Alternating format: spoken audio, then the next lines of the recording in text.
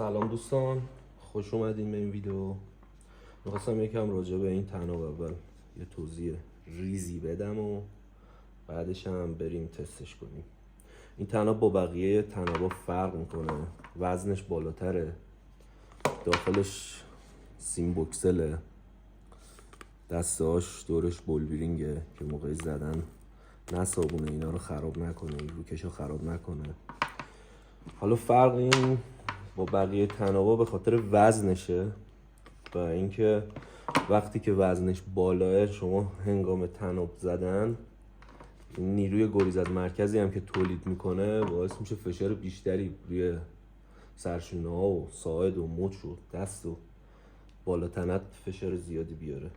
در نتیجه این طناب قدرتیه، مخصوص کساییه که میخوان باش قدرتی کار کنن و نمیدونم بدنسازی و اینا. حالا میریم که تستش بکنیم.